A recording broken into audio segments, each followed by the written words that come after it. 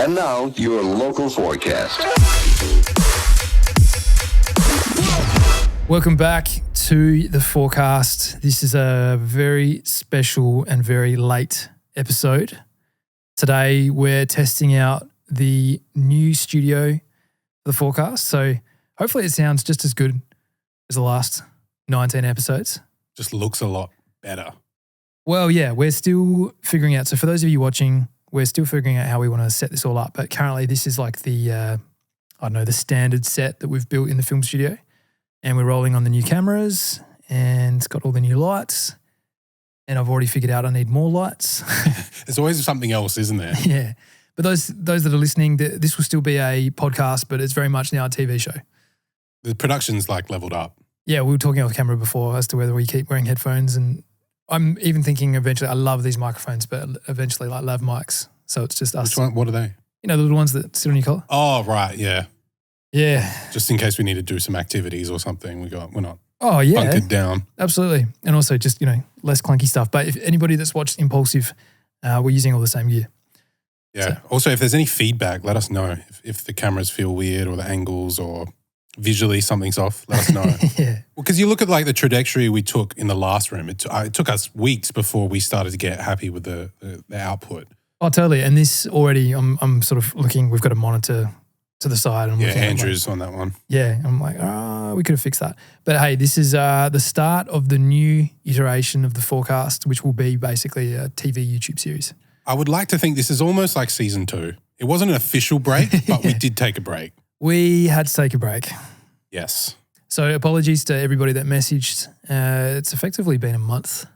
Yeah, I actually was supposed to look at the date between the last episode and when that came out. Obviously, we recorded one that didn't come out. Mm-hmm. But yeah, I'd say about a month at least. The short story, we'll go into the long story. The short story is we now have a new arrival, baby Alice. Congratulations. Thank you. But full house now. It's a full house. I haven't slept in a long time, and I've lost a bit of weight too. Dude, I noticed that, hey? Yeah. So I've started the meal replacement shakes. I wasn't sure if it was just like the lack of beard, and then I was like, nah. A very personal episode, this one. Just want to explain basically what's been going on. So effectively we had to take a break because after the delivery of Alice, some things didn't go to plan. Mm-hmm. So I haven't even told you. No, I'm completely unaware of what's happened. Obviously, we did keep in contact, but I had to give you some personal space. I didn't want to bug you. I could tell that, some serious things were happening, so I just... Yeah, I just basically sent a message out to immediate family and friends that would have probably noticed that I'd gone a bit quiet, just to sort of say, hey, this is the situation, but we are managing. I'll keep you updated. So we booked this induction, and how that works is you rock up to the hospital 6 o'clock in the morning, and we were at a private hospital, and you get set up in the delivery suite. Basically, throughout the day, you're just monitoring, but essentially it's like a chemical medical intervention to bring on labour. Yep. And everything went really well. Like, I'm so proud of Rach, child number 2. We thought it was going to be quicker and easier, and it definitely was. We basically just had movies on all day in the suite, and we played lots of music, and it was just a good vibe, good energy, and it was quite incredible. When Rachel was ready to push, when she had contractions, it took Rachel less than 4 minutes to deliver and 2 pushes. So wow. Yeah, like... I have no comparison, but it sounds impressive. Well, don't they sometimes go for like... days? Yeah, man. It can be really quite traumatic. Yeah. There's often complications or things that don't go to plan. But this one in particular, we were very, very blessed and very, very grateful. We delivered a beautiful, healthy girl. And then I've gone home. We have a toddler as well. So mother-in-law was down from the country to help out with that, and stayed the night at home. It was actually the first night Rachel had been away from our son, and it was my first night away from our daughter. Yeah. But we didn't realise, because we the first round with William, we actually it was during the pandemic, so incredibly isolated, and we just haven't. I didn't realise until now we haven't left each other's side. So I do have the travel itch. I'm ready to leave Adelaide and go do stuff. Like, we have just been in our own bubble for the longest time, and this really highlighted that. Yeah. So the next day I go to the hospital and everything's going great. But I did notice that Bubs was looking very yellow. So it's common. I don't think it's that common, but it's common for Bubs to be yellow after delivery. It's called jaundice. Mm-hmm. I don't know how it all works, but some blood from Rach went into Ali. And that's a problem if the blood types are different, which in this case they were. So Rachel's blood type and Ali's are different. And we didn't know at the time, but that was going to cause some pretty major complications with blood incompatibility. Right. Jaundice is one of those things where it's, like I was saying, it's kind of common for Bubs to have that, but they sort of recover in the days after. It doesn't get worse. What was happening was our little girl was getting it worse and more severe. We have one night together, and the next morning on Saturday, the day before Father's Day here in Australia, I'm noticing her colour is getting worse. And I say to Rach, not happy about this, let's give the hospital a call. So we did. And they said, okay, well, jaundice starts from the head and the yellow progressively moves further and further down. So if it gets to the belly button, let us know. And we're like, it's at the belly button. So gets to 9:30 Saturday night, which is effectively enough time to then be able to go back and have these tests because you have to wait a certain amount of time. So we go in and we have these tests done. We leave the hospital. We go home for the second time. And it's the night before Father's Day. And we get a phone call from our pediatrician at 11:30 at night. We need to rush Ali to emergency. Her levels have come back higher than expected. She needs to have therapy immediately. She's in a dangerous zone.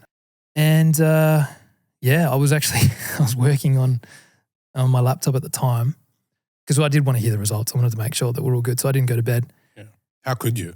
Nah, well, I'm a bit of a control freak. So it was just sort of whatever.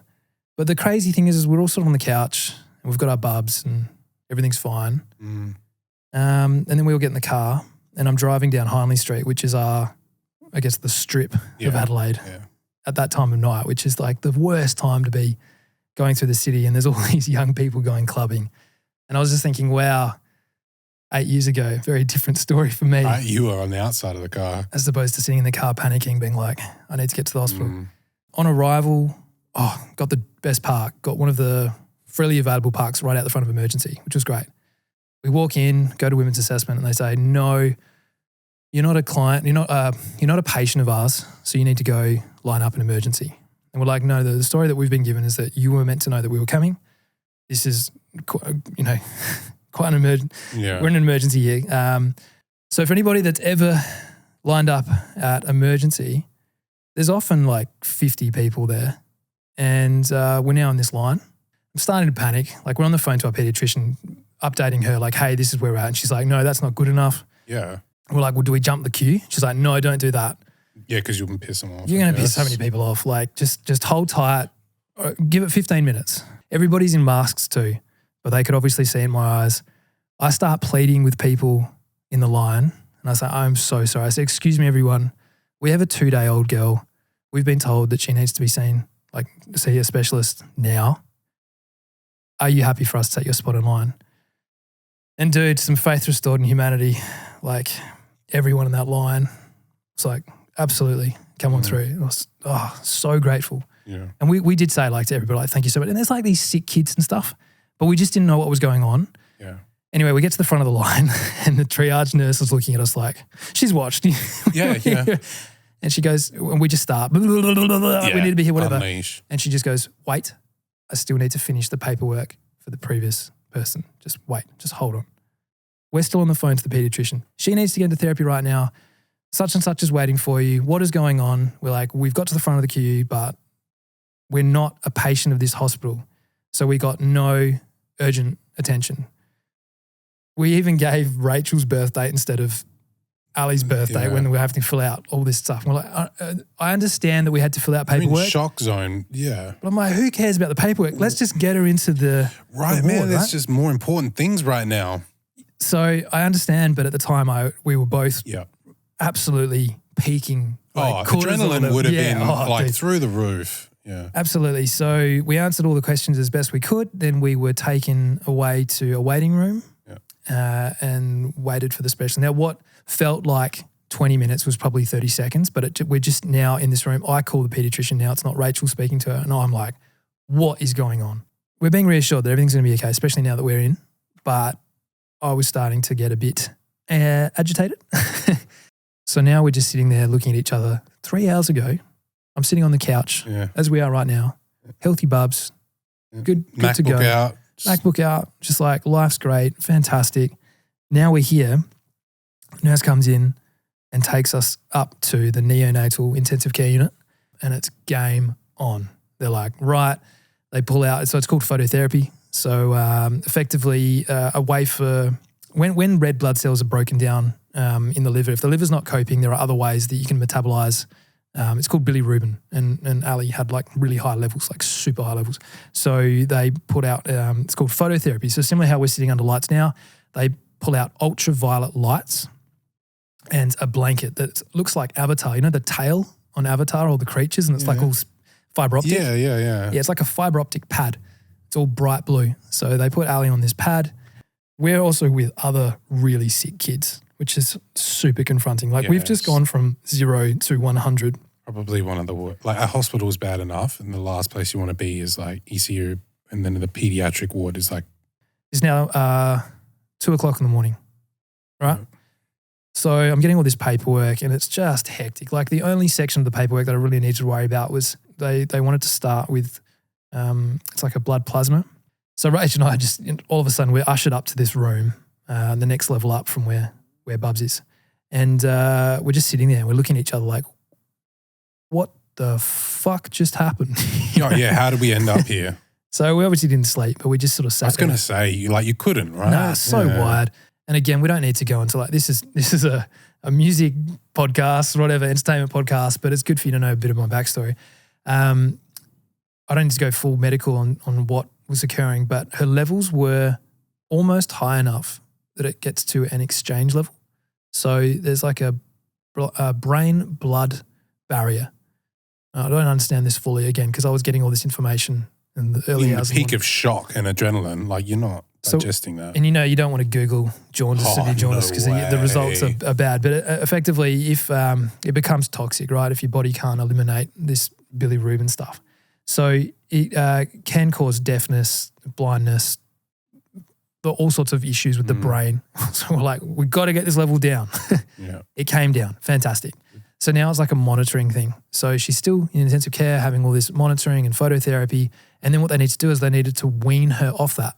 And it's just so fascinating. Like her DSAT level, so how much oxygen was in the blood, that was dropping too. Like, oh, why is that? So all these like things we're troubleshooting. Balance, and you're constantly looking at stats on paper, like what's going on? And all we can do is wait. And when they took her off the phototherapy, then she had to bounce back. So even though she was doing really well, the levels started to go back up. So then you got to make decisions. All right, do we do something else, or is this a problem with her liver, or is this kidney, or is there something more sinister happening in the background that we're not sure of? All we can do is wait. So she went from intensive care down to special care, and then went into a room with Rachel where she still had phototherapy, but it was not as intense. The disappointing thing was that when they took her off that treatment, she had another bounce back where she effectively went almost back to the same level as when we rushed her to emergency. So how long does that bounce back period occur? Everyone's different. So like within 20 minutes, or is it like within 2 hours? No, 5 hours. Yeah, it was like so 4 by to the 5 time hours, the next, still that's quick, like 5 hours. Yeah, for levels just to start returning. Straight back where they were. So it's been 3 weeks and we're now starting to get back into normality. Ali's going to be fine. And, when you look at what some kids go through compared to what we've gone through, it's just circumstantially, it was such a scary position as parents to be in, to face that level of severity in such a short amount of time, that it has really rocked us. Oh, it would do that to anyone, any parent. Whether it was your first, your second, your fifth, that type of experience changes you. Yeah, so the other crazy thing was when we got home, and I haven't told you this yet, a friend of ours who has terminal cancer called and said, hey guys, not doing so great. The heart's starting to fail. Would really love to meet Ali. So we took her up to see him, and again, just confronting as hell. He's so skinny and underweight, but his legs are ballooning because he doesn't have the return, and he's on morphine. So it's like just any minute now. So life and death, you know? So we said our final goodbyes. Like, I hugged my mate for the last time, and I just said to him, like, it's funny because blokes, we don't really say I love you, do we? Not enough. Not enough, man. And I just said, I love you, bro. I mean, there was this stuff you didn't even need to say. You just knew it. But it's been a really fucked 3 weeks. To put it blankly, everybody. It's just one of those things, and I'm sure there's some serious shit going on around the world, and lots of people have their battles, and we really just take so much shit for granted, and most of that is oxygen. Like waking up the next day, we just take it for granted. We just do. So I'm going to send this episode to some family and friends just so they're updated with where Rach and I are up to, because, you know, I'm sure there's plenty of parts of the story I've missed. And I asked Rach this morning in the kitchen before I left. I was like, hey, are you cool if I talk about this? She's like, it's your story too. Yeah. So I've given my version. I'm really proud of Rach. She's handled it so fucking well. I was just waiting for the opportunity to say that she is like we have to shine a light on her at least a little bit today, because, you know, not only were you going through this, but I couldn't imagine what it would have been like for her too. Oh, she's been incredible, and I need to cut her more slack because, you know, we haven't slept in 3 weeks. I can't imagine what your life has been like, man. Like, yeah, you have very little in the tank to give to your partner. This will test you. It really has, but it also definitely brought us much closer. We missed each other terribly at the nights where we were separated in the hospital, and you're just like, wow, after 10 years, that's so special to still have that. Well, look, you know, we can wrap it up with just that. That's the situation, and when we come back, it will be all back to normal, happy forecast days. But to anybody else out there, if you are going through something and you want, you know, to reach out to someone who gets it, you know, Chief and I are here for our crew. Like, it's just not a unilateral thing, you know. Like, okay, we've messaged Skrillex because we want him to jump in on the podcast next week. He's probably not going to get it, right? If you message us, we'll get it. So reach out to the Forecast on Instagram, right? Mm-hmm. That's probably the best place for DMs. Yeah. Thank you to everybody that comments on YouTube. I know we've been a bit slack because we're human, but we do see the comments, and it's super motivating. Alex and I had quite a serious chat about where this is all going, and we're very excited to just keep stepping up the production quality and where we see the Forecast headed, because I think it's just such an integral part of both our journeys now in the music industry. That's in a nutshell what we've been going through. The key takeaway is it was an experience. We came out the other end in a really good place. Things are currently going really well, and if anything does develop, we will let our audience know, but it's all green light. So thanks for tuning in.